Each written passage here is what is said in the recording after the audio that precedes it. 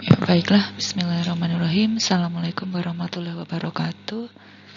Ya, sesuai dengan agenda yang tertera di dalam RPS ya, pertemuan kita yang pertama hari ini akan membahas terkait dengan konsep tumbuh kembang ya, dari neonatus, bayi, balita hingga anak masa prasekolah ya. Ya, pada mata kuliah ini kita memang sebagai seorang bidan patut untuk memahami terkait dengan konsep tumbuh kembang itu sendiri ya. Ya, baik dari sejak neonatus ya, 1 bulan pertama kehidupan ya, sampai bayi, balita, bahkan sampai dengan anak itu menuju masa prasekolah. Karena hal ini sangat berkaitan erat dengan kompetensi kita ya, di mana kita dituntut untuk bisa memberikan asuhan kebidanan ya, salah satunya adalah pada neonatus, bayi, balita, anak prasekolah tadi ya. Tentunya asuhan kebidanan ini meliputi asuhan pada kondisi fisiologi ya. Adapun nanti kalau sudah mengarah ke arah patologi ya, kita sebagai bidan sebaiknya melakukan kolaborasi atau bahkan melakukan rujukan ke tenaga kesehatan yang lebih kompeten ya. Biasanya ke dokter spesialis anak ya. Ya, kita memang harus cukup memahami ya tadi ya terkait dengan konsep tumbuh kembang itu sendiri ya, karena kita semua tahu bahwa setiap individu ya sejak dia lahir ya itu mempunyai ciri-ciri tersendiri pada setiap tahap pertumbuhan dan perkembangannya ya. Bukan berarti berbeda-beda, tetapi biasanya mempunyai karakteristik dan mempunyai speed yang berbeda-beda ya, dan selama itu tidak menyimpang dari yang seharusnya ya, karena nanti Anda juga akan belajar tentang deteksi dini tumbuh kembang ya. Nah, di situ menjadi parameter kita apakah pertumbuhan ataupun perkembangan seorang anak itu mengalami penyimpangan atau tidak ya. Nah, di sini yang perlu teman-teman ketahui bahwa pertumbuhan dan perkembangan itu berbeda ya. Kalau pertumbuhan itu secara garis besar itu dia itu individu itu ya tambah besar ya, tambah besar, tambah tinggi ya dari segi kuantitatifnya ya. Namun kalau perkembangan itu lebih ke kualitatifnya atau lebih ke fungsi-fungsi organ tubuhnya ya. Itu nanti akan kita bahas lebih lanjut ya. Seperti di sini ya, di definisi di sini ya, untuk pertumbuhan itu ya, manusia itu kan terdiri dari jutaan sel. Nah, sel-sel tubuhnya ini akan terus mengalami pertambahan baik jumlahnya maupun ukurannya ya. Dan ini akan menyebabkan bertambahnya ukuran fisik ya, badannya lebih besar, lebih berat, serta ukurannya lebih tinggi ya. Itu yang kita tolak ukur sebagai pertumbuhan ya. Biasanya yang bisa kita cek adalah apa? Yang paling mudah adalah berat badan ya, tinggi badan ya kan, lingkar kepala, lingkar dada mungkin ya. Kalau pada ibu hamil ya, lingkar lengan atas itu juga sebagai salah satu tolok ukur status gizinya ya.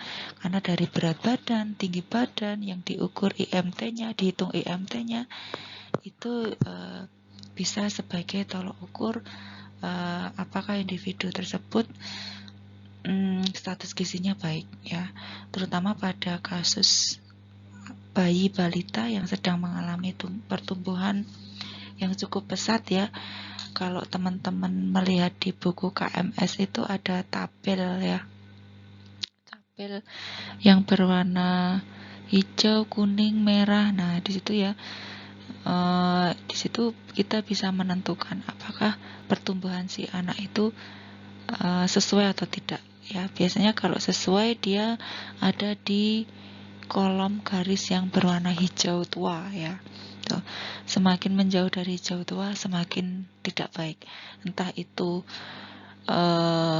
beratnya kurang ataupun berlebihan ya. Dan biasanya pertumbuhan pada anak laki-laki dan perempuan itu akan berbeda, sehingga di KMS-nya pun tabelnya akan sedikit berbeda ya. Kemudian kalau kaitannya dengan konsep perkembangan ya, itu merupakan bertambahnya struktur dan fungsi tubuh yang lebih kompleks ya, dalam kemampuan gerak kasar dan gerak halus ya, kemampuan dia berbicara ya, kosakatanya, bahasanya, kemudian kemampuan dia untuk bersosialisasi ya, kemampuan untuk mandiri ya, mengerjakan aktivitasnya secara mandiri, itu termasuk dalam konsep perkembangan ya. Jadi lebih ke arah fungsi tubuh ya, akibat hasil dari interaksi dia dengan lingkungannya. Nah, ini nanti juga bisa kita ukur ya, teman-teman bisa mempelajari di pertemuan lebih lanjut, termasuk di praktikum yang kelak akan kita praktekkan di laboratorium. Oke.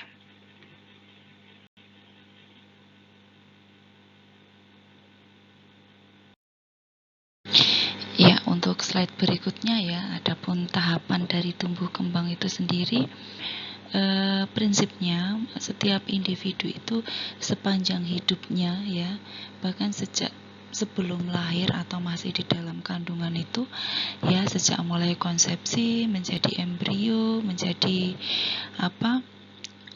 fetus sampai dengan lahir ya, neonatus bayi sampai nanti dewasa, sampai dengan dewasa ya, bahkan lansia itu dia akan terus mengalami perubahan ya, tahapan tumbuh kembangnya di dalam kehidupannya ya, sehingga kita patut memahami, terutama pada saat awal-awal kehidupan ya, di situ adalah masa kritis terjadinya tumbuh kembang, sehingga sangat dibutuhkan banyak stimulasi atau banyak faktor pendukung supaya tumbuh kembangnya itu menjadi optimal ya, dan tidak mengalami hambatan. Kalaupun terjadi keterlambatan ya, kita sepatutnya sebagai seorang bidan harus mampu mendeteksi secara dini apakah ada penyimpangan baik dari segi pertumbuhan maupun perkembangannya. Nah, adapun untuk tahapan tumbuh kembangnya ini juga sifatnya periodik, progresif ya, bertahap ya, jadi dari mulai awal ya berurutan ya, sinergis ya, karena proses tersebut akan sangat mempengaruhi ya keseimbangan individu itu nanti di saat dia menjadi pribadi individu yang dewasa kelak ya. Ya, untuk lebih jelasnya dimulai dari masa prenatal atau masa pada saat masih di dalam kandungan atau intrauterin ya. Masa prenatal ini sendiri terdiri atas 2 fase ya, yaitu mulai dari fase embrio, kemudian diikuti dengan fase fetus atau janin ya. Tuh. Nah, pada masa embrio ini pertumbuhan dapat diawali mulai dari konsepsi ya. Konsepsi itu masih ingat ya, yaitu pertemuan antara sel telur dan sel sperma ya, yang maka terjadilah konsepsi ya. Jadi sejak awal sekalipun di situ sudah bermulai ya tahapan pertumbuhan maupun perkembangan. Ya, untuk masa embrio ini ya pertumbuhannya diawali dari sejak konsepsi hingga 8 minggu pertama ya, yang mana terjadi perubahan yang sangat cepat ya dari embrio ini ya menjadi suatu organisme dan akhirnya terbentuklah seorang individu manusia ya tuh. Dan sedangkan pada fase fetus ya ini terjadi sejak usia 9 minggu ya hingga nanti dia lahir ya, biasanya sekitar 40 minggu ya atermnya ya itu. Nah sedangkan minggu ke-12 sampai ke-40 tadi terutama terjadi peningkatan fungsi organ ya, yaitu bertambah ukuran panjangnya maupun berat badannya, terutama pertumbuhan serta penambahan jaringan subkutan dan jaringan otot ya. Jadi memang terutama pada masa intrauterin ini akan terjadi pertumbuhan yang sangat amat cepat ya, hanya dalam waktu kurang lebih 9 bulan atau 40 minggu terbentuklah seorang individu baru ya yang sangat kompleks ya, fungsi organnya itu sangat kompleks apabila dibandingkan dengan makhluk lain ya seperti binatang ya tuh.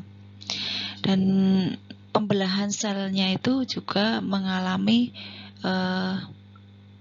pembelahan sekaligus pembesaran. Jadi sel-sel tubuhnya semakin banyak ya, tambah banyak juga, selain itu sekaligus semakin besar ya. Dan terutama pada masa-masa awal ya 12 minggu pertama ya yang sering kita sebut dengan masa organogenesis itu menjadi cikal bakal bagi kualitas dari individu itu sendiri ya. Makanya apabila secara genetik ya itu kualitas dari hasil konsepsi itu tidak bagus, entah memang sejak awal dari sel telurnya atau sel spermanya atau yang lainnya tidak bagus kualitasnya, maka biasanya secara alamiah ya, seleksi alam, dia akan mengeliminasi calon individu tersebut yang sering kita sebut dengan istilah abortus ya, karena kalau memang sejak awal kualitasnya tidak baik ya secara genetik terutama, biasanya kalau dia tetap tumbuh makin besar bahkan bisa sampai lahir, bahkan sampai hidup ya, hidup sampai besar ya, biasanya dia akan menjadi individu yang cacat ya, entah cacat secara fisik maupun cacat secara mental ya. Tuh.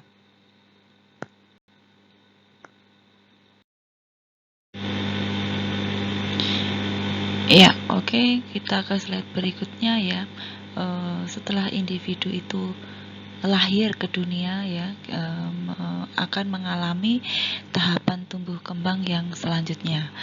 Ya, di sini masih terjadi perubahan ya, pertumbuhan maupun perkembangan yang cukup pesat ya, terutama pada 2 tahun pertama kehidupan. Karena seperti yang kita ketahui ya, mungkin teman-teman sering mendengar istilah 1000 hari pertama kehidupan ya. Nah, itu merupakan kelanjutan dari sepertiga waktu yang dijalani pada masa saat dia masih di dalam kandungan ibunya ya. Jadi asumsinya 1000 hari itu ada sekitar 3 tahun ya. Yang satu tahun pertama atau yang 9 bulan itu terjadi pada saat masih di dalam intrauterin, kemudian yang 2 tahun berikutnya itu terjadi saat dia sudah lahir ke dunia. Oleh karena itu pada masa ini masih sangat dibutuhkan stimulasi tumbuh kembang yang optimal dari lingkungan sekitarnya ya. Stimulasi ini meliputi 3 aspek ya, yang sering kita sebut dengan istilah aspek asuh, asah, dan asih ya, baik dari segi kebutuhan nutrisinya, kebutuhan papan, pangan ya, maupun dari segi asah, yaitu untuk mengasah perkembangan dirinya ya, itu dengan stimulasi-stimulasi yang sesuai dengan usianya. Kemudian asih ya, asih itu yaitu pemberian kasih sayang ya, terutama dari kedua orang tuanya. Yang perlu teman-teman ketahui, ternyata kasih sayang yang optimal yang diberikan dari terutama ibu ya, karena bayi itu kan sejak awal ya itu sudah di dalam kandungan ibunya ya, jadi kontak dirinya dengan ibunya itu sangat erat, dan setelah dia lahir dia benar-benar mengalami kehidupan yang sangat berbeda dengan pada saat dia masih di dalam kandungan ya, sehingga dia membutuhkan adaptasi besar-besaran. Salah satunya dia membutuhkan rasa aman, rasa nyaman ya, serta kasih sayang terutama dari orang yang paling dekat dengan dirinya, yaitu ibu kandungnya ya. Dan kasih pemberian kasih sayang yang optimal ini ternyata akan sangat mempengaruhi ya karakteristik dari individu pada saat ia nanti beranjak dewasa ya, akan sedikit banyak menentukan kepribadian dari individu tersebut. Nah, yang pertama ya, yaitu pada masa neonatal ya, atau 28 hari pertama ya sejak dia lahir ya. Di sini pada masa ini terjadi kehidupan yang baru ya, seperti yang Ibu bilang tadi, dia mengalami adaptasi besar-besaran baik secara fisik maupun psikis ya. Dari segi fisik ya, dia mengalami proses adaptasi ya dari semua sistem organ tubuhnya ya. Yang paling terlihat adalah apa? Sistem respirasinya ya, sistem pernafasannya. Yang awalnya dia tidak bernafas secara mandiri ya, dia mendapatkan suplai oksigen itu dari sirkulasi uteroplasenter ya, dari ibunya. Pada saat dia lahir dia harus mampu bernafas secara mandiri ya, secara spontan ya. Oleh karena itu ketika bayi itu lahir tidak mampu bernafas secara spontan dan adekuat, maka akan menimbulkan asfiksi ya, yang dampaknya juga sangat besar ya. Ketika bayi itu lahir mengalami asfiksi, bahkan sampai asfiksi berat ya, otomatis akan kekurangan suplai oksigen ya, dan organ tubuh yang sangat sensitif terhadap penurunan kadar oksigen adalah otak ya. Bisa dibayangkan apabila bayi lahir mengalami asfiksi, kekurangan oksigen, itu akan berdampak pada fungsi otaknya ya, pada sistem saraf pusatnya, yang itu nanti akan berpengaruh pada kualitas hidupnya di masa yang akan datang ya. Kemudian pada masa bayi ya, masa bayi ini dibagi menjadi dua ya, masa bayi dini ya, dan masa bayi akhir ya, 2 tahun pertama tadi ya. Nah, ini juga sangat penting, makanya memang karena adaptasinya dia dengan dunia luar ya, itu besar-besaran ya tadi ya, baik secara fisik maupun psikis ya. Dulu pada waktu di kandungan dia 100% mendapatkan support segalanya dari ibunya, dari oksigen, dari nutrisi, bahkan dari kekebalan tubuhnya ya, dari imunitasnya ya. Tapi pada saat lahir ya, bayi itu harus mampu ya, mekanisme pertahanan tubuhnya itu harus mampu. Salah satunya adalah kemampuan diri ya, imunitasnya itu harus bisa dia optimalkan sendiri ya, meskipun pada saat bayi itu risiko kematiannya itu masih cukup tinggi, tapi setidaknya ya ibu masih bisa membantu bayinya itu untuk terhindar dari mudahnya terpapar infeksi ya. Salah satunya apa? Ya, salah satunya adalah dengan pemberian laktasi ya. Dengan pemberian ASI ya, terutama ASI secara dini ya, yang notabene pada awal-awal kehidupan itu ASI yang diproduksi itu banyak mengandung kolostrum ya, banyak mengandung antibodi ya, yang itu ternyata sangat penting bagi imunitas bayi itu hingga bayi itu nanti berusia 2 tahun ya. Jadi pada awal-awal yang biasanya diproduksi pada hari-hari pertama, ya minggu pertama itu ternyata fungsinya itu bisa bertahan sampai bertahun-tahun ya bagi imunitas si bayi itu sendiri. Selain itu juga mungkin dengan tindakan pemberian vaksinasi ya atau imunisasi, itu juga salah satu cara untuk melindungi si bayi tidak terkena penyakit ya, penyakit tertentu pada saat itu maupun saat kehidupan dia berikutnya ya, saat nanti sudah besar ya. Tuh. Ya, jadi pada masa bayi ini ya tadi terbagi menjadi 2 ya. Pada 1 tahun pertama ya, 1 sampai 12 bulan ya. Di sini juga terjadi pertumbuhan dan perkembangan yang cukup pesat ya, yang berlangsung secara terus-menerus ya, khususnya dalam peningkatan susunan saraf ya. Kemudian pada tahap kedua yaitu tahun kedua ya, 1 sampai 2 tahun ya. Di sini kecepatan pertumbuhan pada masa ini sedikit mengalami penurunan ya, tidak sepesat pada 1 tahun pertama.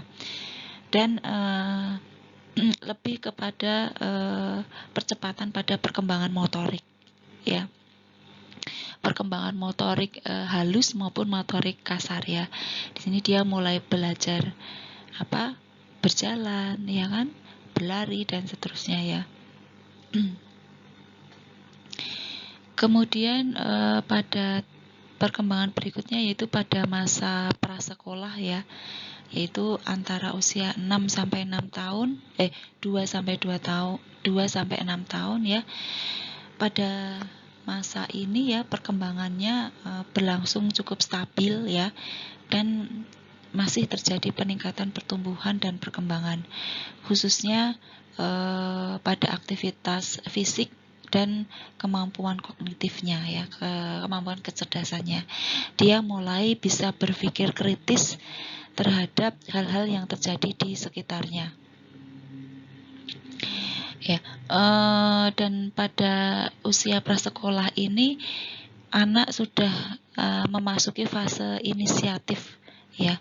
Dia sudah mulai mulai kritis, mulai punya keinginan, mulai punya rasa untuk mengapresiasikan kemauannya itu apa, inisiatifnya itu seperti apa.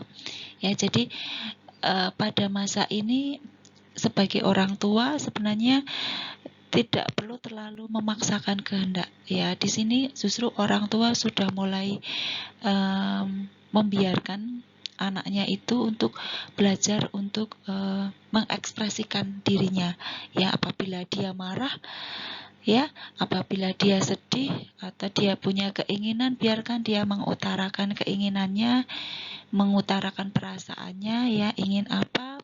Bahkan ketika misalnya kita anak dihadapkan pada suatu pilihan, biarkan dia menentukan pilihannya secara mandiri selama pilihannya itu tidak berbahaya atau mengganggu risiko mengancam risiko tumbuh kembangnya ya. Tuh. Jadi sejak dini orang tua sangat bisa berkontribusi ya, mengoptimalkan, menstimulasi perkembangannya ya, kognitifnya ya, supaya dia bisa tumbuh menjadi pribadi yang mandiri ya. Selain itu pada masa ini ya, masa prasekolah ini ya, rasa ingin tahu dari si anak itu mulai meningkat ya, dan muncul adanya imajinasi ya. Jadi anak mulai berimajinasi terhadap hal-hal yang terjadi di sekitarnya ya. Sehingga anak mulai banyak bertanya ya mengenai segala sesuatu di sekelilingnya yang tidak diketahuinya. Nah, di sini orang tua juga harus pinter-pinter ya bagaimana bisa menanggapi atau merespon apabila anak itu mulai banyak bertanya ya. Kalau sebenarnya kita sebagai orang tua tidak disarankan untuk tidak berkata yang sebenarnya ya, tidak berbicara yang sebenarnya. Jadi sampaikan apabila anak bertanya tentang sesuatu ya, tentang A, sampaikan kebenaran tentang A itu ya. Kita tidak perlu berbohong ya, kita tidak perlu mengada-ada, karena apa yang kita ucapkan itu akan sangat tertanam di benak si anak ya, akan menancap ya, sehingga ketika nanti suatu hari nanti kita mengucapkan hal mengomentari atau mengatakan hal yang sama tentang A itu tidak sinkron atau tidak sama dengan yang dulu pernah kita katakan, ini akan membuat si anak itu bingung ya, dan bahkan bisa saja akan muncul rasa tidak percaya dari si anak itu kepada kita ya. Itu, dan ini adalah sesuatu yang harus kita hindari. Jangan sampai anak kita itu sejak dini merasa tidak percaya dengan ucapan-ucapan yang kita lakukan ya, termasuk keinginan-keinginan si anak. Apabila dia menginginkan sesuatu atau kita yang menginginkan sesuatu dari si anak ya, misalnya kita ingin anak kita makannya yang banyak gitu kan, gampang makannya ya. Nah, kalau tidak menuruti keinginan kita, maka kita akan misalnya secara nggak sadar kita seperti telah mengancam anak kita. Misalnya kalau adik nggak mau makan, nggak mau ngabisin makannya, nanti ibu nggak akan ngajak jalan-jalan. Nah, misalnya seperti itu. Dan itu sebenarnya itu kurang tepat ya kalau kita terapkan kepada anak kita. Yang terjadi adalah anak itu akan mempunyai konsep bahwa saya kalau mau jalan-jalan saya harus makan. Ya, takutnya nanti suatu hari nanti dia akan lelah dengan ibaratnya ancaman-ancaman itu ya. Nanti dia akan berpikir, saya nggak pengen jalan-jalan kok, berarti saya nggak usah makan, nggak perlu makan. Nah, itu kan juga sesuatu yang nggak baik ya. Ya, anak akan tumbuh menjadi anak yang bermental tidak baik ya. Jadi kalau dia nggak ada sesuatu yang menarik buat dia tidak akan menuruti keinginan kita misalnya ya. Contoh lain misalnya, adik kalau sekarang mau mandi misalnya ya, anak-anak kan biasanya males ya kalau dimandiin gitu ya. Nanti ibu kasih duit buat jajan misalnya. Nah, nanti pada suatu hari nanti dia mungkin lelah ya. Ya, akhirnya hal-hal semacam itu justru akan membentuk pribadi si anak ini menjadi pribadi yang kurang baik gitu ya. Ya, karena seperti yang kita ketahui bahwa pada masa usia prasekolah ini ya, salah satu perubahan yang cukup bisa terasa itu adalah selera anak untuk makan ya. Biasanya anak mengalami kesulitan untuk makan ya. Dan ini menjadi PR banyak ibu ya, gimana caranya anaknya bisa tetap makan dengan kuantitas dan kualitas yang baik ya. Termasuk contoh tadi ya, kita kembali ke awal bahwa pada masa prasekolah dia mengalami titik balik bahwa dia malas makan. Mungkin pas awal-awal ya mulai MPASI dia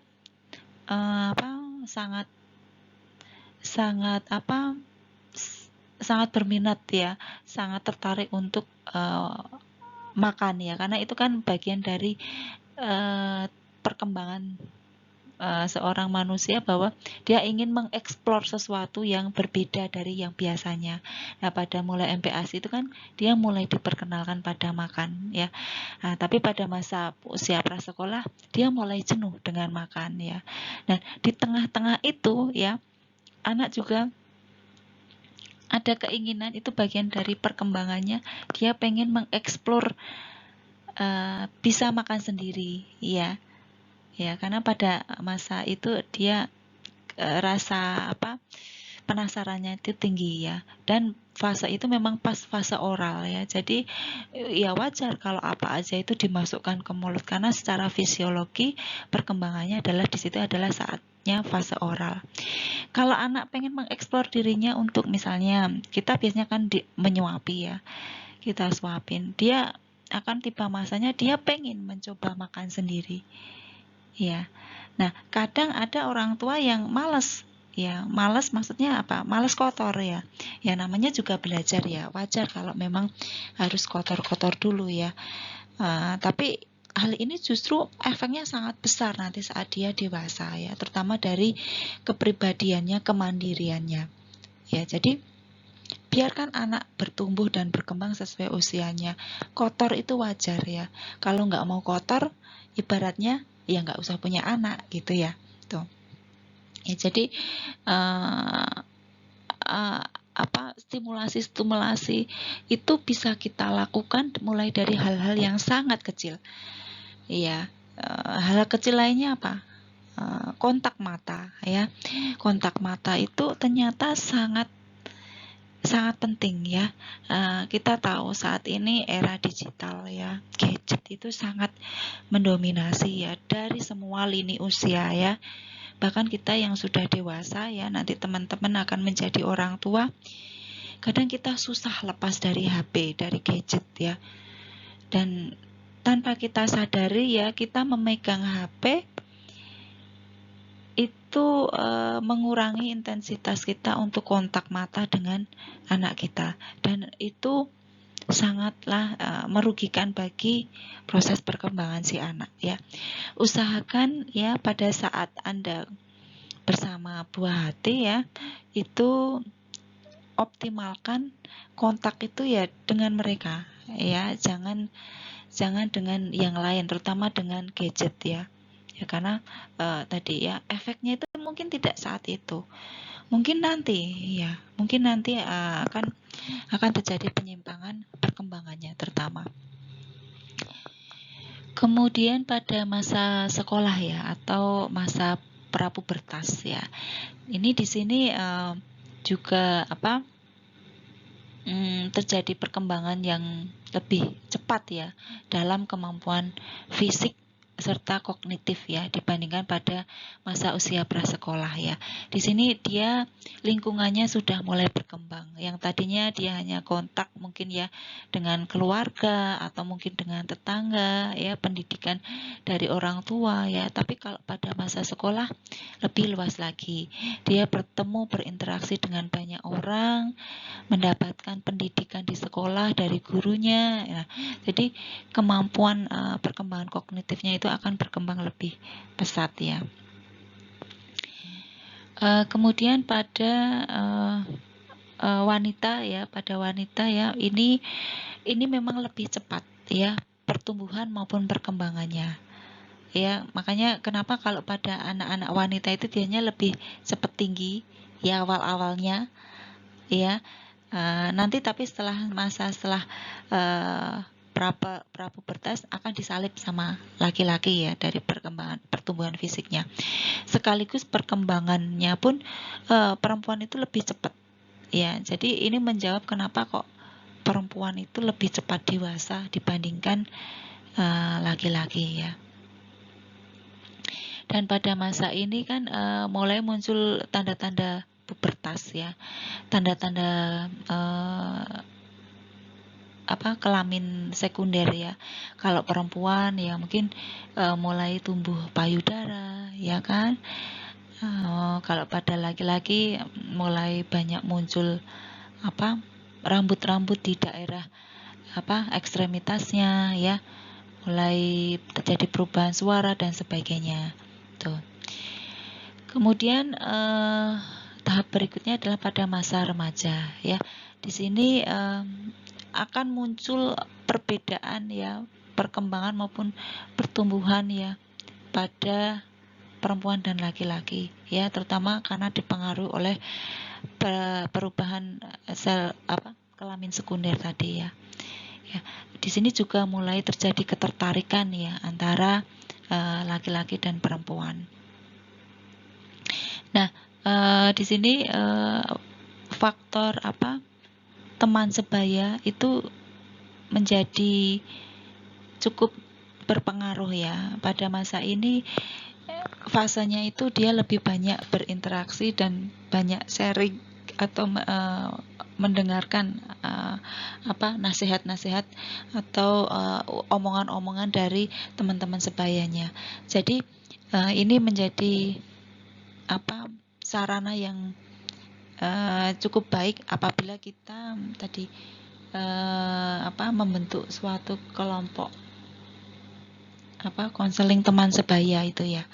Ya, karena sesuai dengan tumbuh kembangnya memang pada usia ini memang lebih banyak sharing, lebih mudah nyambung kali ya. Itu kalau dilakukan pada usia-usia yang sebaya. Berikutnya ke slide terkait dengan ciri-ciri pertumbuhan ya, pertumbuhan dan perkembangan ya.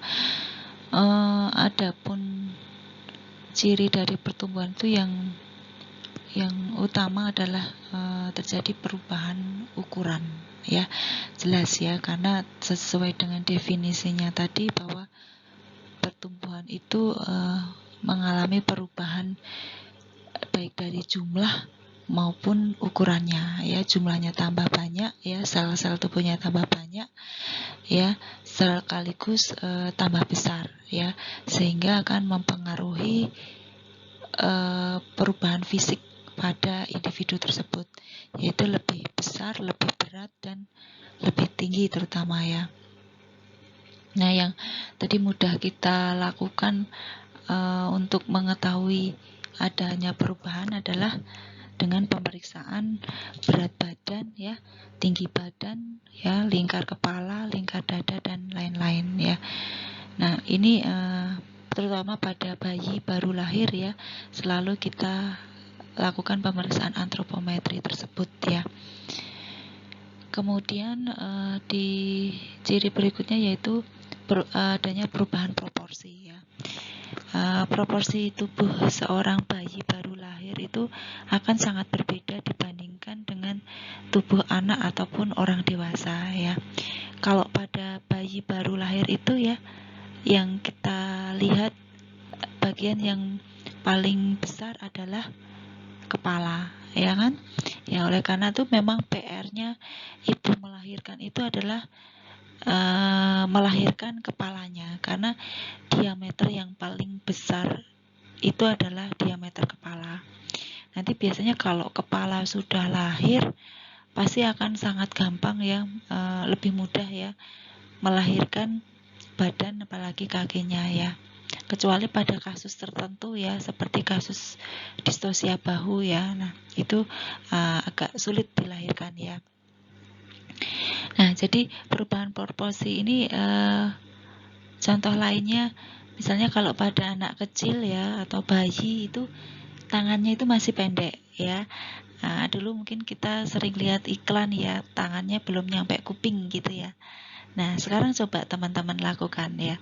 Ibu yakin semuanya pasti tangannya sudah bisa mencapai kuping ya. Ya, itu menunjuk salah satu ciri perubahan proporsi. Ya, kakinya menjadi lebih panjang ya kan. Kepalanya yang tadinya paling besar ya, sekarang justru paling kecil ya dibandingkan dengan badannya, dengan kakinya yang lebih panjang gitu ya. Jadi memang sesuai dengan fisiologinya ya, sejak konsepsi ya, kalau kita lihat pun perkembangan dan pertumbuhan yang paling diutamakan adalah prioritas untuk pembentukan otak ya susunan saraf pusat ya yang ada di kepala. Jadi nggak heran kenapa kok janin itu kepalanya gede banget dibandingkan dengan badannya, bahkan kakinya, ya kan? Gitu ya, karena memang fokus pertumbuhan dan perkembangan pada saat masa kehamilan itu ada di otak ya, di susunan saraf pusat ya. Jadi lahir pun biasanya kepalanya masih yang paling dominan ukurannya. Selain itu juga akan hilang ciri-ciri lama dan kemudian diikuti dengan timbulnya ciri-ciri baru ya.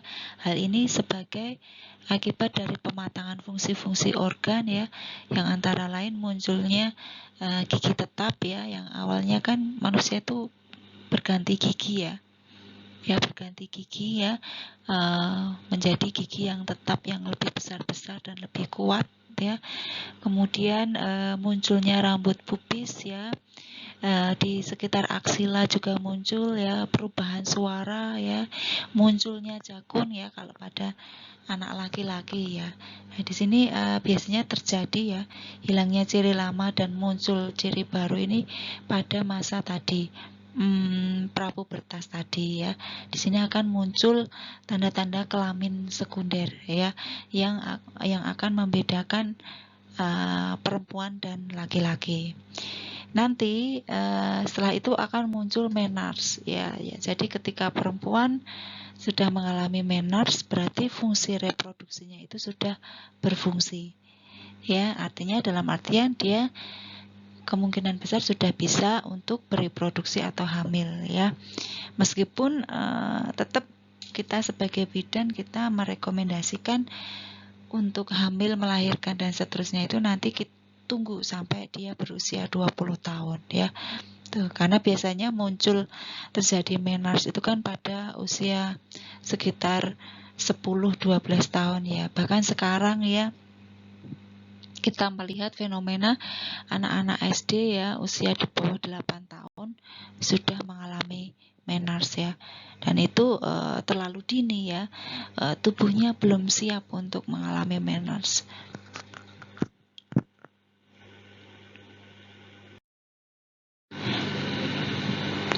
Ya, selanjutnya kita melihat ciri-ciri perkembangan ya.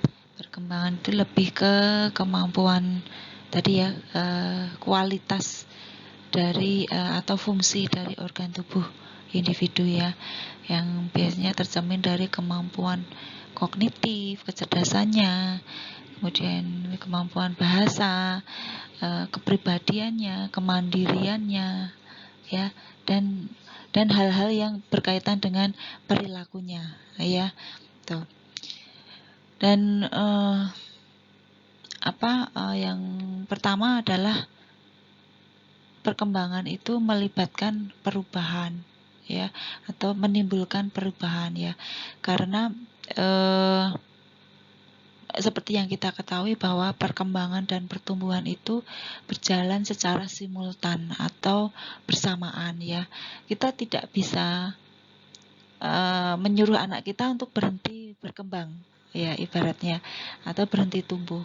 Jadi dia akan berjalan terus ya, berproses terus ya, sehingga dan perkembangan pertumbuhan ini dinamis ya, dari awal ke akhir ya, dan berproses terus, dan perkembangan ini akan bergerak maju ke depan, artinya berprogres ke yang lebih baik ya, yang lebih matang gitu ya.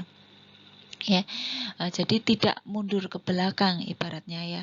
Itu. Jadi orang logikanya perkembangannya dia akan makin pintar.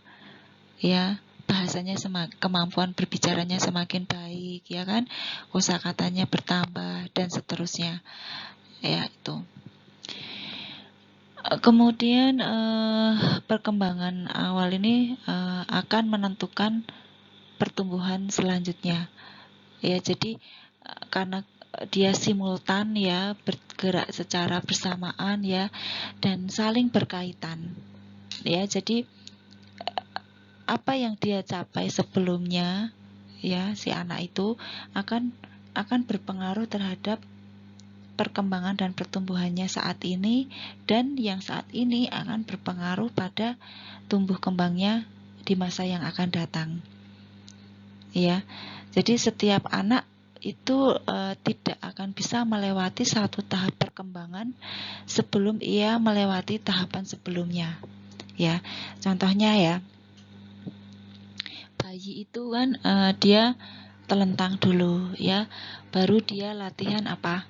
Tengkurap, baru dia latihan mengangkat kepala 45 derajat, lebih kuat lagi bisa mengangkat kepala 90 derajat, ya kan? Habis itu dia belajar apa? Belajar apa itu?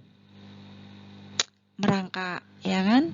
Habis merangkak dia belajar apa? Berdiri, ya kan? Berdiri. Habis belajar berdiri dia belajar merayap ya, berjalan sambil pegangan, gitu kan?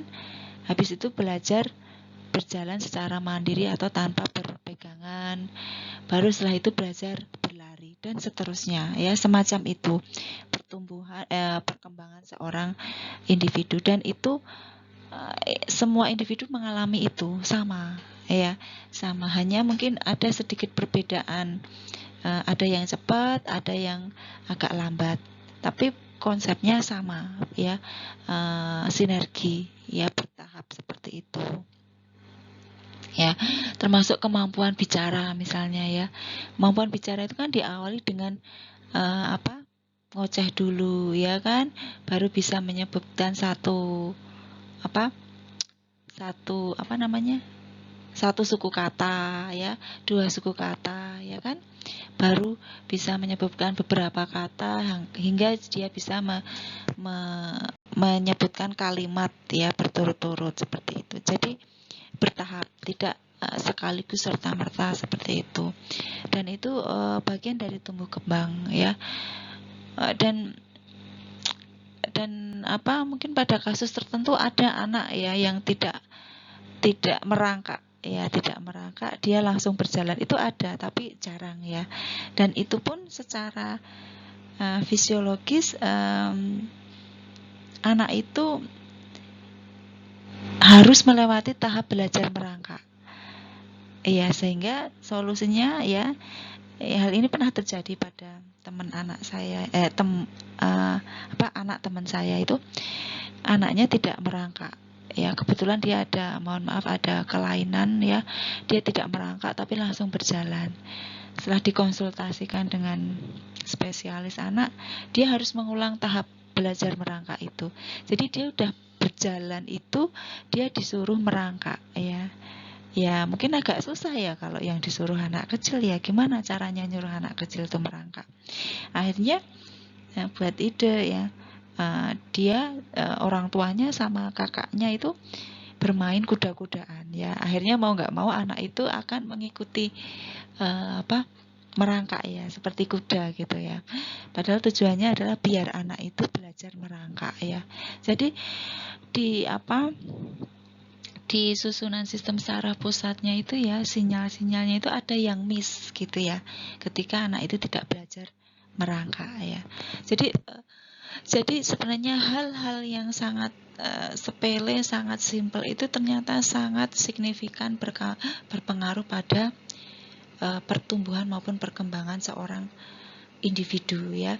Yang kita menjadi individu seperti ini saat ini pun, ini tidak luput dari proses tumbuh kembang kita yang kita lalui sejak kecil, bahkan sejak kita dalam kandungan gitu ya. Tuh. Jadi itu menjawab kenapa kok pada kasus kehamilan yang tidak diinginkan ya, anak yang tidak diinginkan, atau keluarga yang broken home atau yang bermasalah, biasanya anaknya akan tumbuh menjadi pribadi yang bermasalah pula. Ya, jadi ini menjawab juga perkembangan itu mempunyai pola yang tetap ya, sama dari dulu. Dari sejak zaman purba sampai nanti mungkin kiamat ya. Tahapan perkembangan individu manusia itu akan sama ya, akan seperti itu ya. Kemudian ya tahapannya berurutan seperti yang Ibu sampaikan tadi ya, kecepatannya, speednya akan berbeda-beda, tapi prinsipnya nanti pencapaiannya akan sama, gitu kan? Ada anak yang giginya tumbuhnya cepat, ada yang lambat, gitu kan? Tapi prinsipnya nanti saat dewasa jumlah giginya harusnya sama, gitu ya. Tuh. Kemudian perkembangan ini berkolerasi dengan pertumbuhan. Jadi benar ya, ketika kita mengasuh anak itu harus diperhatikan tadi 3 aspek tadi. Dari segi asuh, asah, dan asih ya. Anaknya cerdas tapi mungkin kurang kasih sayang, akhirnya menjadi pribadi yang misalnya gemar yang nakal ya, yang usil, yang mungkin besarnya nanti menjadi orang yang suka menipu ya. Bisa jadi ya. Bisa jadi kan sekarang banyak orang pinter ya, banyak orang cerdas, misalnya dia pinter teknologi ya, dia bikin virus ya kan, virus di komputer. Ya tujuannya apa? Tujuannya kan untuk menjual antivirus dia. Tapi sebenarnya itu kan buah dari karya dia, kecerdasan dia ya. Dia bisa menciptakan virus komputer yang bisa mengganggu fungsi dari sistem komputer, dan dia juga menciptakan antivirusnya yang bisa memperbaiki komputer itu. Sebenarnya dia kan smart, cerdas ya. Ya kan? Terus orang yang memproduksi bom nuklir misalnya ya, itu kan sebenarnya mereka orang pinter ya. Orang pinter tapi digunakan untuk sesuatu yang tidak benar. Jadinya nggak imbang antara kecerdasan emosionalnya maupun kecerdasan kognitifnya. Seperti itu ya. Dan itu kompleks, itu hasil dari pertumbuhan dan perkembangan dia sejak awal ya, sejak bayi bahkan konsepsi tadi ya. Tuh. Jadi teman-teman saat ini ketemu dengan ibu sudah menjadi pribadi yang dewasa ya, sudah matur ya artinya ya. Jadi sebenarnya karakter kepribadian teman-teman itu sudah terbentuk. Jadi kalaupun lingkungan Anda merubah, lingkungan baru Anda merubah Anda, itu pun sebenarnya hanya kecil prosentasenya ya. Selama Anda mempunyai konsep diri yang kuat, kepribadian yang kuat, Anda akan susah terpengaruh oleh lingkungan Anda, gitu kan.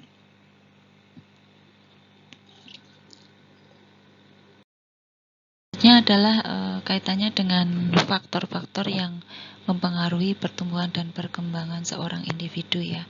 Secara garis besar itu ada 2 faktor ya. Faktor internal ya, atau biasanya kita sebut dengan faktor genetik ya, dan faktor luar atau faktor lingkungan ya. Nah, faktor genetik atau keturunan ini merupakan modal dasar ya dalam mencapai hasil akhir proses tumbuh kembang seorang individu ya. Nah, melalui genetik yang terkandung di dalam sebuah sel telur dan sebuah sel sperma yang melebur pada saat konsepsi ini akan sangat menentukan ya kualitas dan kuantitas dari pertumbuhan dan perkembangan seorang individu ya. Nah, oleh karena itu memang kalau orang Jawa itu menyebut istilah bibit bebet bobot itu memang ada benarnya ya, karena tadi faktor genetik itu memang cukup berpengaruh pada kualitas dan kuantitas dari tumbuh kembang seorang individu ya. Nah, biasanya kalau orang tuanya misalnya dari segi posturnya tinggi, kemungkinan besar anaknya itu posturnya akan lebih tinggi.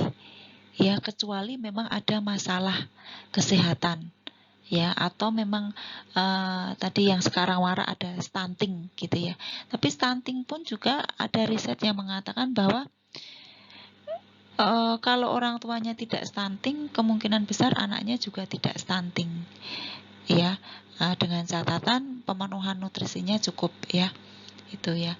Terus normalnya ya, kalau anak perempuan itu nanti tinggi badannya itu harusnya lebih tinggi dari ibunya, ya. Dan kalau anak laki-laki seharusnya tinggi badannya akan melebihi ayahnya, ya, seperti itu. Ya, jadi faktor genetik ini sangat mempengaruhi, ya. Selain itu juga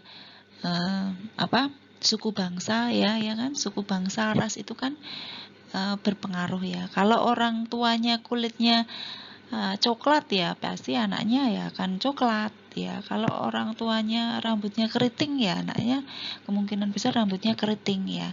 Itu ada kemungkinan peluang, ya, seperti dulu kita belajar tentang peluang, ya. Kemudian umur itu juga ternyata berpengaruh, sehingga memang sudah tepat sekali, ya, kita rekomendasikan bahwa hamil melahirkan itu sebaiknya pada usia reproduksi sehat, ya, antara 20 sampai 35. Ya, karena terlalu muda ataupun terlalu tua itu fungsi organ tubuhnya juga tidak optimal untuk mengalami kehamilan, persalinan, dan nifas. Otomatis hasil konsepsi yang dihasilkan, ya, anak yang dilahirkan pun juga tidak optimal kualitasnya, ya. Dan itu riset menunjukkan ketika seorang perempuan hamil melahirkan di usia 40 ke atas, itu juga kualitas dari anaknya itu juga baik dari kecerdasannya, pertumbuhan maupun perkembangannya juga akan sedikit banyak terpengaruh oleh usia dari ibu, ya. Karena seperti yang kita ketahui bahwa sel telur itu kan dibawa sejak dia masih dalam kandungan ibunya, ya kan. Nah, pada saat mulai menars baru mulai dikeluarkan satu persatu, gitu kan. Yang lainnya mengalami degenerasi, ya. Nah, bisa dibayangkan ketika ibu itu melahirkan di usia yang sudah tidak reproduksi sehat, ya, misalnya 40 tahun ke atas. Atau sebaliknya, ya, di bawah 20 tahun. Berarti logikanya 20 tahun itu lebih bagus, ya. Belum tentu, ya. Karena secara fisiologi organ reproduksi si perempuan itu juga tetap belum siap, ya, untuk mengalami kehamilan, persalinan, nifas, ya. Jadi otomatis hasil konsepsi yang dihasilkannya pun juga kurang optimal. Kemudian faktor lingkungan, ya, atau pengaruh dari eksternal, ya. Ini juga berpengaruh, ya. Lingkungan yang cukup baik ini akan memungkinkan tercapainya potensi bawaan yang lebih baik, ya. Jadi lingkungan yang mendukung itu akan mempengaruhi tumbuh kembang seorang anak itu menjadi lebih baik, ya. Lingkungan yang bersih contohnya, ya, pasti risiko terjadi penyakit, terutama penyakit infeksi itu akan menurun dibandingkan dengan kalau rumahnya lingkungannya kotor, ya kan? Tuh. Kemudian keluarga yang harmonis itu akan sangat berbeda dengan situasi keluarga yang tidak harmonis, dan itu sangat mempengaruhi pada pola perkembangan si anak, ya.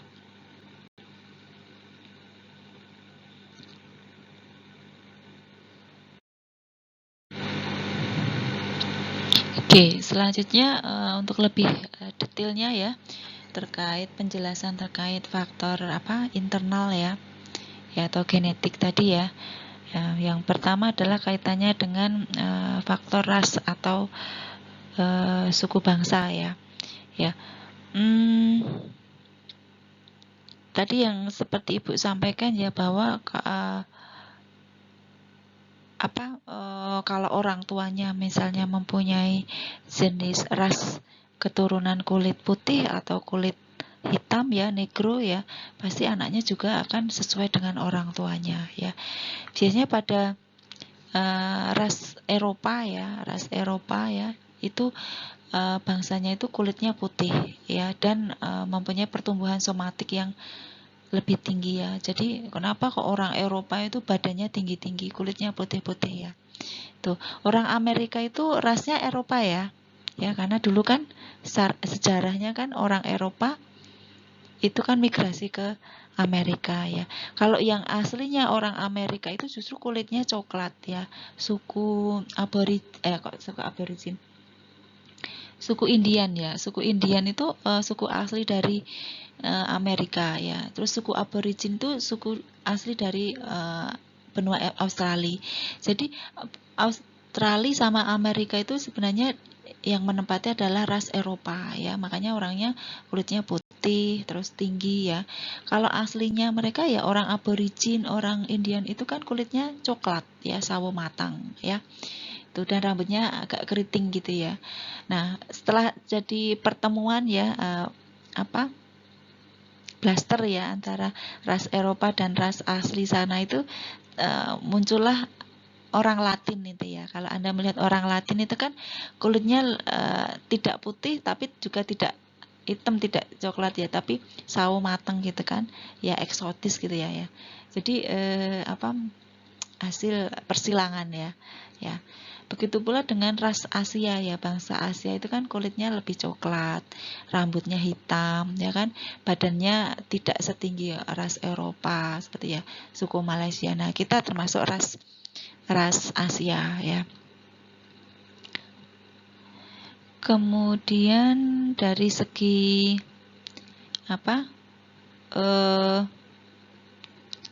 umur ya, umur ini juga ternyata berpengaruh ya. Tadi kaitannya dengan usia reproduksi ya. Selain kaitannya dengan usia reproduksi ya, pada masa balita ya ini mengalami tahapan tumbuh kembang yang kritis ya, masa kritis ya. Di sini asupan gizi pada balita pun juga harus diperhatikan ya, terutama pada 1000 hari pertama ya, ASI ya, pada 6 bulan pertama itu. Nah, yang sering menjadi salah paham di masyarakat awam itu ya, mereka menganggap ASI itu segalanya. Ya, benar, ASI eksklusif itu diberikan sampai usia 6 bulan. Ya, tapi ketika bayi itu berat badannya tidak cukup sesuai, tidak ideal sesuai dengan yang ada di KMS, itu tidak harus menunggu 6 bulan ke atas untuk mendapatkan MPASI. Jadi ASI eksklusif itu memang idealnya diberikan 6 bulan ya WHO. Ya, dengan catatan pertumbuhan berat badannya ya itu sesuai dengan KMS ya, tapi ketika tidak sesuai dia harus menambahkan MPASI ya, karena kita semua tahu bahwa tumbuh kembang bayi balita itu tidak bisa menunggu ya, jadi saat itu juga dia harus terpenuhi stimulasi termasuk kecukupan nutrisinya itu. Nah, setelah 6 bulan, anak itu wajib mendapatkan MPASI yang adekuat. Ya, banyak ibu yang tadinya ASI eksklusif itu masih fokusnya hanya di ASI setelah bayinya itu 6 bulan ke atas sampai 2 tahun ya. Karena mikirnya ASI itu nutrisi yang paling bagus ya setelah 6 bulan. Padahal kalau sudah 6 bulan ya, ASI itu tidak bisa mencukupi 100% kebutuhan nutrisi si bayi ya, karena tadi dia makin besar, aktivitasnya makin banyak, jadi nggak cukup lagi ya. Tapi kenyataan yang terjadi, kenapa anak itu malas untuk makan pada usia MPASI? Karena dia, si ibu maupun si anak terlalu fokus pada pemberian ASI. Jadi anak nggak mau makan, akhirnya langsung disusuin. Anak ngek sedikit langsung disusuin. Ya, akhirnya anak kenyang atau malas untuk makan. Ya, jadi memang perlu kita melatih anak itu belajar merasakan sensasi lapar. Ya, ketika dia lapar, dia akan minta makan. Ketika dia haus, dia akan minta minum. Nah, ini yang sering terjadi ya. Anak nggak mau makan, anak rewel langsung disusuin. Akhirnya anak juga terlanjur nyaman, dengan disusui tadi, dia nggak mau makan. Akhirnya apa? Statnya sudah bagus, ASI eksklusif 6 bulan, tapi habis itu kenapa kok beratnya nggak naik-naik? Ya, sering terjadi seperti itu.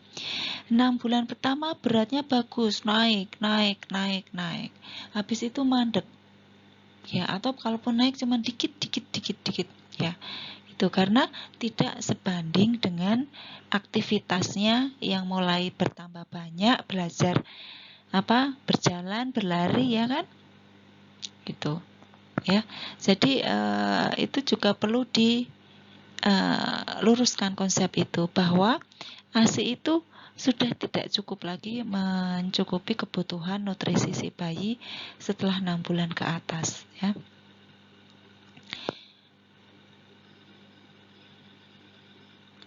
Selanjutnya nah ini ya kan, gizi ya, tadi nyambung dengan gizi ya.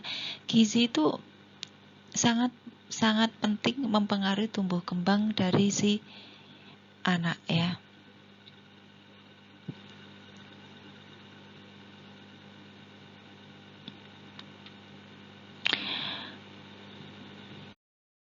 Slide berikutnya kaitannya dengan faktor eksternal atau lingkungan ya. Yang pertama kaitannya dengan faktor pranatal ya, utamanya gizi. Gizi pada ibu pada saat hamil ya. Ya, jadi gizi ibu hamil ini juga jelas ya. Kita tahu sangat berpengaruh pada kualitas hasil konsepsinya ya. Gizi ibu yang kurang terpenuhi ya sebelum terjadinya kehamilan atau pada saat hamil ya, akan berisiko nanti melahirkan bayi dengan berat badan lahir rendah ya. Tidak sedikit juga berisiko lahirnya janin dengan cacat bawaan atau bahkan sampai dengan kematian bayi ya. Selain BBLR juga status gizi yang tidak baik pada ibu hamil itu juga akan menyebabkan hambatan pada pertumbuhan otak janin ya. Anemia juga ya. Jadi bayi baru lahir pun juga bisa mengalami anemia ya. Infeksi ya kan, karena anemia, karena BBLR, bayi juga akan lebih mudah mengalami infeksi. Kemudian karena faktor toksin ya, atau zat kimia, atau misalnya obat-obatan ya. Karena kita tahu ya, jelas terutama pada saat masa organogenesis ya, pada masa ini akan sangat peka apabila ada zat-zat yang bersifat teratogen yang masuk ke dalam tubuh ibu ya. Contohnya adalah obat-obatan untuk anti kanker ya. Itu sangat bersifat teratogenik ya. Dan kita tahu ya, masa organogenesis ini adalah masa penentuan ya, individu itu akan menjadi individu yang normal atau tidak ya. Demikian pula pada ibu hamil yang perokok berat ya, atau peminum alkohol ya, alkoholik ya, itu akan menyebabkan kualitas janinnya itu tidak baik ya. Nanti lahir biasanya dengan BBLR ya, asfiksia ya, bahkan lahir mati, atau kalau enggak terjadi kecacatan atau retardasi mental ya. Selain itu juga yang tanpa kita sadari, ini juga perlu hati-hati ya, mengkonsumsi ikan itu baik ya, tapi kita juga harus hati-hati, terutama kalau ikan itu ikan laut ya, karena bisa jadi ya makanan ikan laut itu ada yang terkontaminasi oleh logam berat seperti merkuri ya. Nah, itu juga bisa menyebabkan gangguan pada sistem saraf pusat si bayi ya, sehingga bisa menyebabkan kecacatan mental. Ini juga harus hati-hati. Selanjutnya faktor endokrin ya. Endokrin ini terutama hormon-hormon yang berperan pada pertumbuhan janin itu adalah somatotrofin ya, hormon tiroid, insulin ya. itu sangat berpengaruh. Oleh karena itu kalau pada ibu hamil dengan diabetes, ya itu juga akan mempengaruhi kondisi janinnya. Biasanya bayi lahir dengan berat badan lebih ya, di atas 4 kilo ya. Tuh. Terus apalagi ya? Infeksi ya. Faktor infeksi ini juga semua kita sering dengar ya, ada infeksi TORCH ya yang sering menyebabkan keguguran ya, abortus berulang ya, atau menyebabkan cacat bawaan ya. Itu juga harus hati-hati ya, sehingga memang terutama TORCH itu mungkin kalau ibunya nggak hamil ya tidak tidak berpengaruh ya, tapi ketika hamil itu akan menyebabkan kecacatan pada si janinnya ya, dia akan merusak janin. Kemudian faktor radiasi ya, radiasi ini jelas ya, oleh karena itu memang harus hati-hati, sehingga yang menjadi catatan ya, apabila kita akan melakukan pemeriksaan radiasi, kita harus hati-hati, pastikan dalam kondisi tidak hamil ya, pasien kita dalam kondisi tidak hamil ya. Kalau hamil, sekiranya itu bukan sesuatu yang urgent, sebaiknya tidak dilakukan pemeriksaan radiasi ya, karena terutama pada kehamilan muda ya, trimester pertama itu juga meningkatkan risiko ya kecacatan apabila terpapar radiasi, sinar radiasi. Kemudian stres ya, stres ini juga bisa berpengaruh pada kondisi janinnya ya. Pada ibu yang stres ya jelas akan berpengaruh pada pertumbuhan dan perkembangan janinnya.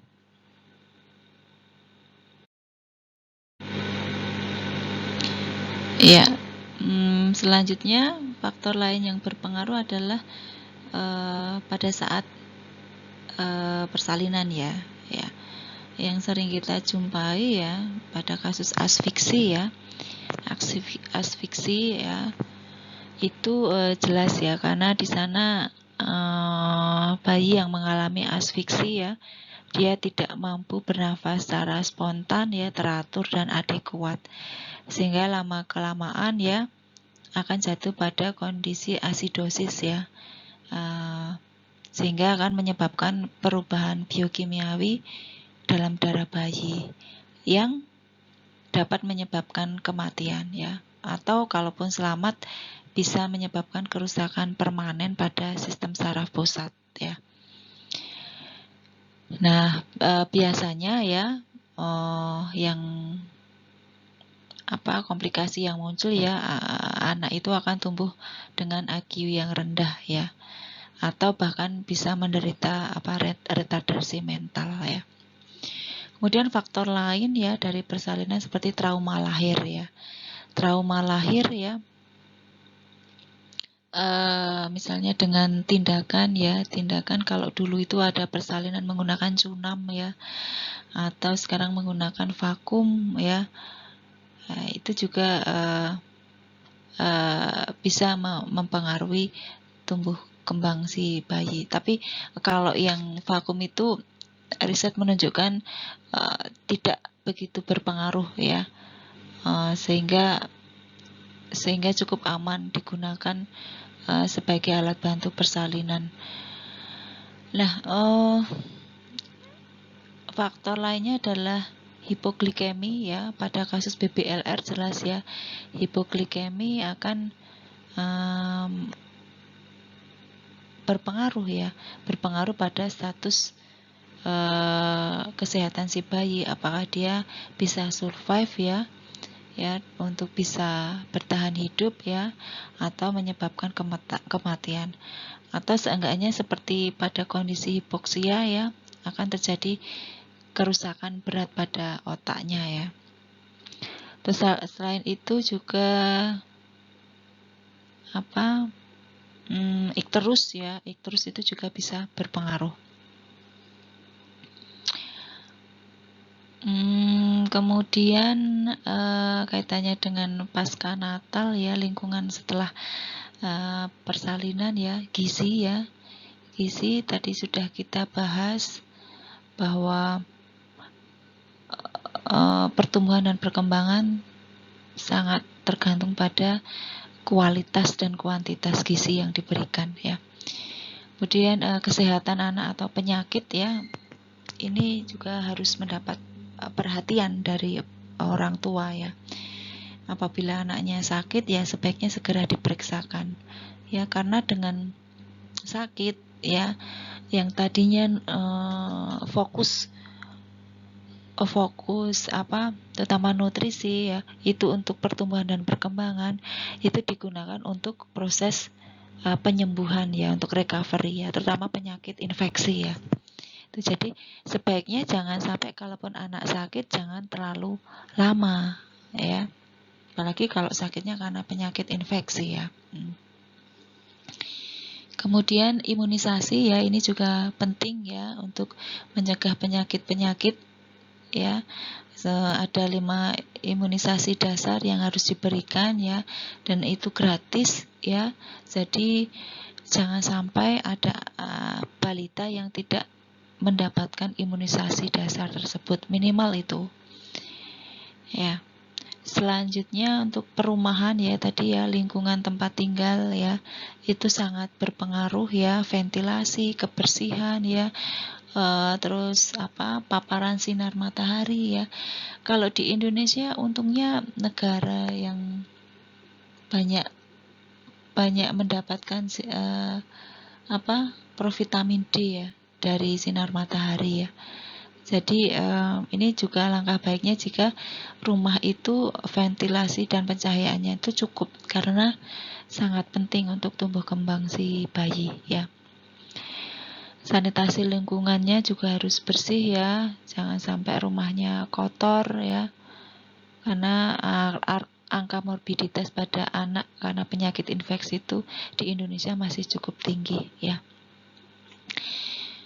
Selanjutnya stimulasi ya, kita tahu ya, perkembangan anak itu memerlukan rangsangan atau stimulasi ya, khususnya stimulasi dari orang terdekat ya, keluarga ya. Ya, misalnya dengan bermain bersama, berinteraksi ya. Pada anak 1 tahun pertama ya, bayi itu kita nggak perlu banyak mengeluarkan biaya atau perlu barang ya.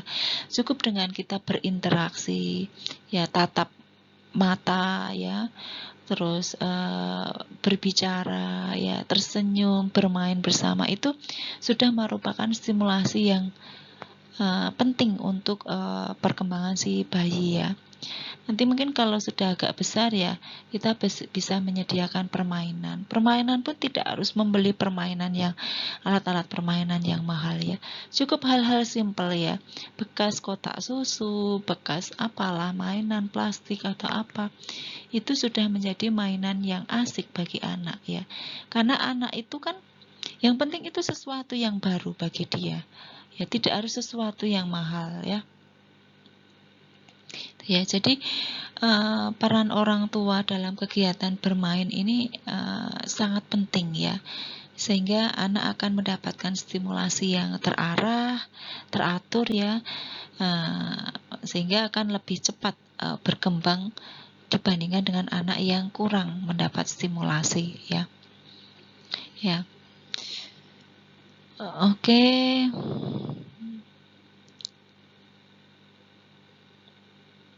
Ya, ini yang lainnya ini misalnya faktor keluarga ya tadi ya, bermain ya, keluarga yang dinamis, yang harmonis tadi ya, seperti yang kita bahas tadi, memang sangat mendukung proses pertumbuhan dan perkembangan anak. Jadi fenomena pernikahan dini saat ini yang masih tinggi itu juga menjadi sesuatu yang kurang ideal ya bagi tumbuh kembang seorang anak ya. Ya, jadi memang segala sesuatunya itu memang sebaiknya direncanakan ya, terarah dan terencana tadi ya. Jangan sampai punya anak karena kecelakaan ya. Jangan sampai berkeluarga karena terpaksa, karena ternyata pola asuh, asah itu sangat mempengaruhi tumbuh kembang seorang individu yang kelak dia dewasa menjadi individu ya, individu yang akan mempunyai keluarga, yang akan berinteraksi dengan lingkungannya ya. Dan itu menjadi seperti kalau awalnya bagus, akhirnya juga bagus. Tapi kalau awalnya bagus seperti apa? Lingkaran setan ya, akan berefek ke nanti mungkin ke anak cucunya juga gitu ya, menjadi tidak optimal tumbuh kembangnya. Ya, terkait dengan monitoring tumbuh kembang ya, seperti yang Ibu sampaikan di awal ya, untuk pertumbuhan itu sangat mudah ya, indikatornya ya. Salah satunya adalah berat badan ya dan tinggi badan ya. Untuk berat badan ini ya, kalau pada bayi lahir Indonesia ya, itu berat badan lahir normal itu antara 2.500 sampai dengan 4.000 gram ya, atau 4 kilo ya, sekitar itu ya. Jadi kalau bayi itu di bawah 2,5 ya, diagnosanya adalah BBLR ya. Nah, kemudian ini berat badan ini merupakan ukuran antropometrik ya, yang sangat penting ya, yang dipakai pada setiap kali pemeriksaan kesehatan anak ya. Dan tadi Ibu sampaikan ya, ada bisa dilihat di KMS ya. Nanti pada saat praktek ya, Ibu akan tunjukkan bagaimana mengecek KMS ya, dalam rangka untuk memonitoring ya pertumbuhan dari seorang anak ya.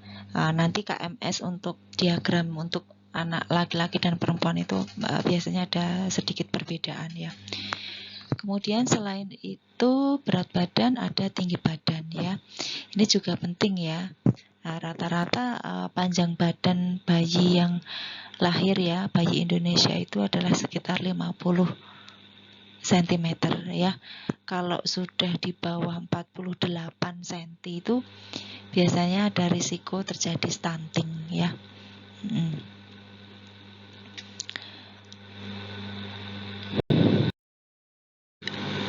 Untuk indikator lainnya seperti lingkar kepala, lingkar lengan atas ya, lingkar dada ya, nanti teman-teman bisa membaca sendiri ya. Nanti kita praktekkan bagaimana cara mengukurnya ya, seperti apa, karena kita sebagai bidan harus bisa memeriksa, terutama pada bayi baru lahir ya. Pemeriksaan antropometri itu wajib dilakukan ya. Nanti kita praktekkan di lab aja.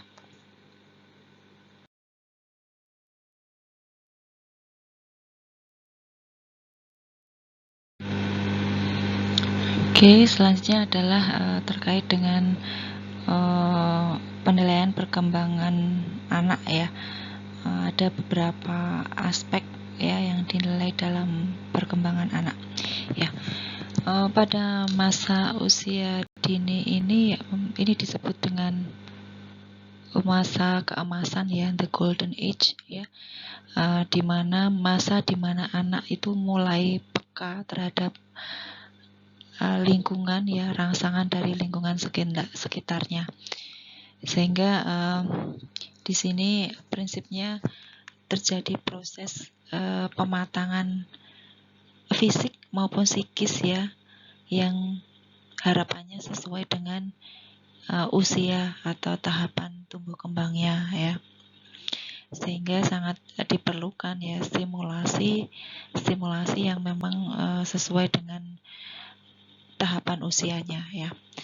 Nah, untuk penilaian dari perkembangan anak ini dilihat dari 4 aspek ya. Yang pertama adalah dari aspek perkembangan fisik ya. Nah, perkembangan ini biasanya dikenal dengan perkembangan motorik ya.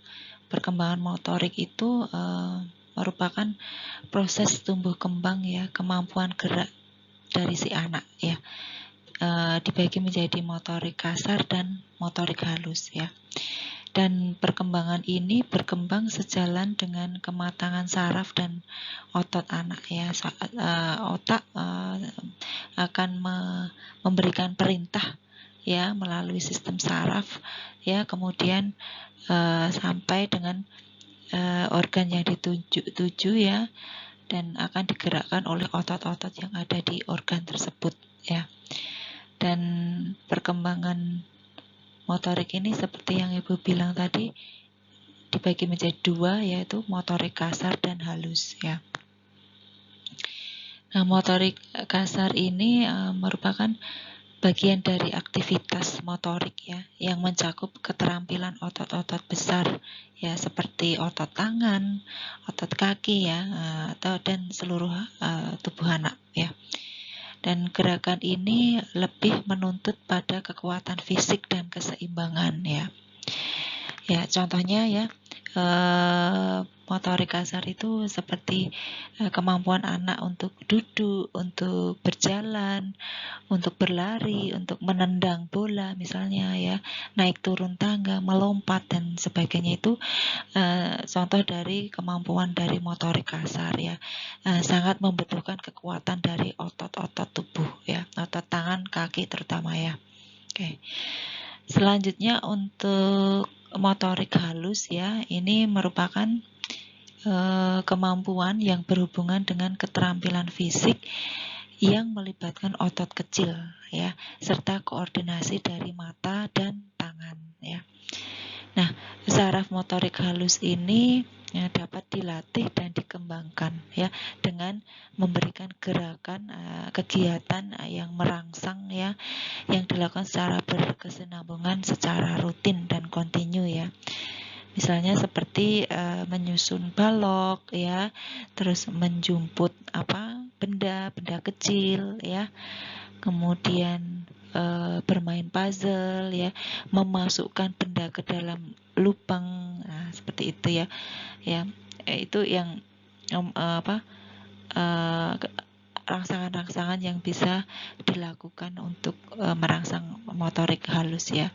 Misalnya pada aktivitas makan itu ya, bayi belajar untuk menjumput misalnya ada makanan kecil ya, biskuit kecil. Nah, itu secara tidak langsung itu juga berfungsi untuk melatih motorik halus ya. Dan perlu diketahui bahwa motorik halus anak ini berbeda-beda ya, dalam hal kekuatan maupun ketepatannya ya. Dan perbedaan ini dipengaruhi oleh pembawaan anak serta stimulasi yang didapatkan si anak itu ya. Dan oleh karena itu peran dari orang tua serta lingkungan itu sangat berpengaruh ya terhadap kecerdasan motorik halus si anak ya. Sehingga memang perlu dilakukan stimulasi yang berkelanjutan ya. Ibaratnya kalau kita belajar itu kan tidak bisa sekaligus bisa ya, pelan-pelan ya, sering dilakukan, pasti lama-lama akan bisa dan lancar gitu. Kemudian aspek lain adalah aspek perkembangan kognitif ya.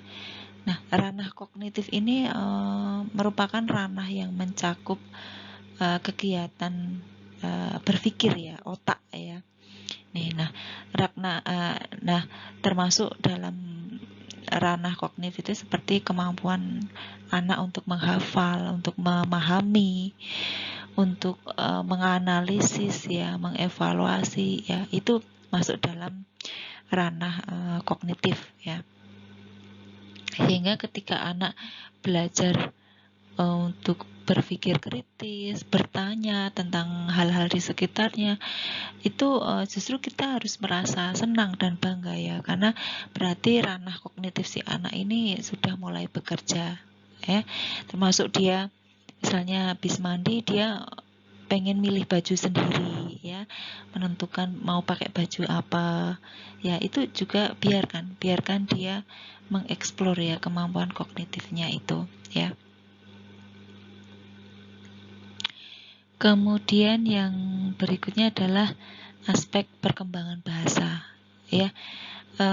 Kemampuan bahasa ini terutama pada 3 tahun pertama ini berkembang cukup pesat ya.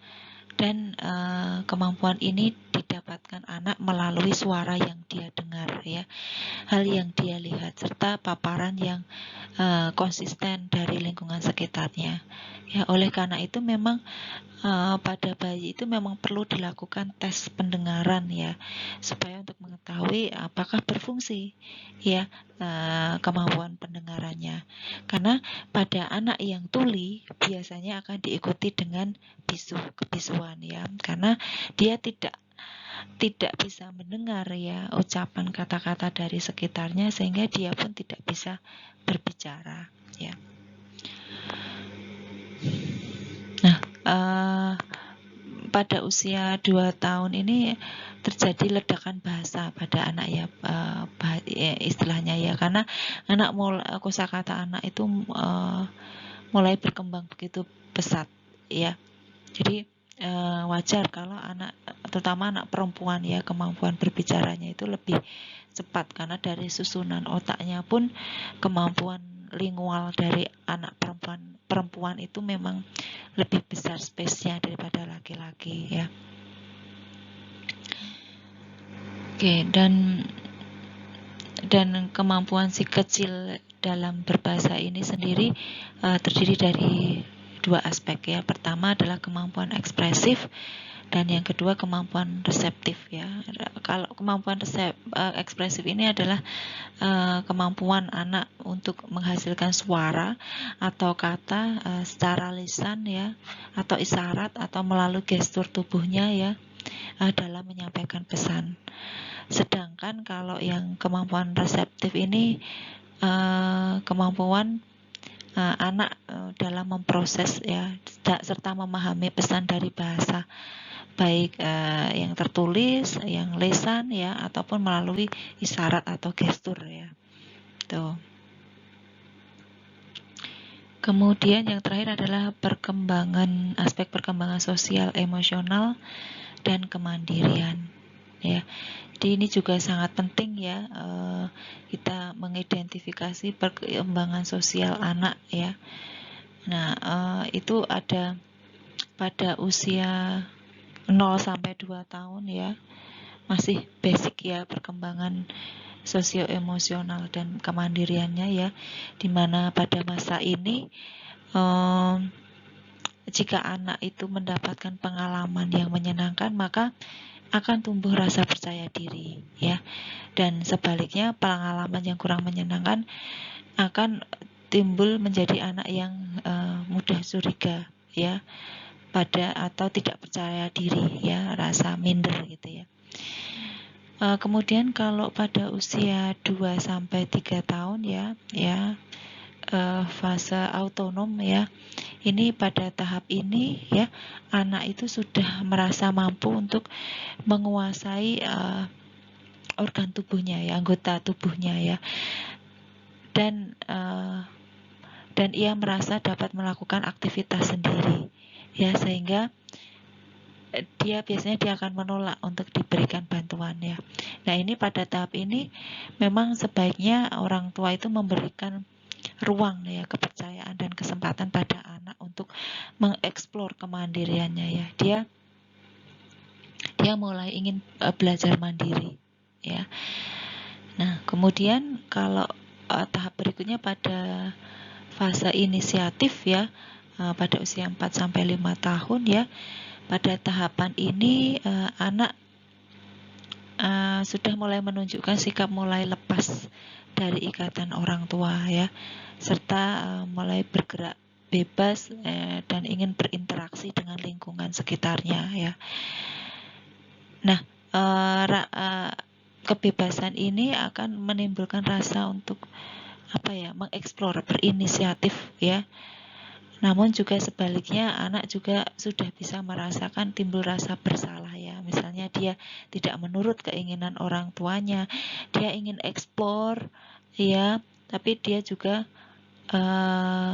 apabila dia melakukan kesalahan atau tidak menurut pada orang tua, juga dia sudah mulai timbul rasa bersalah, ya, apalagi kalau dia melakukan kesalahan, ya.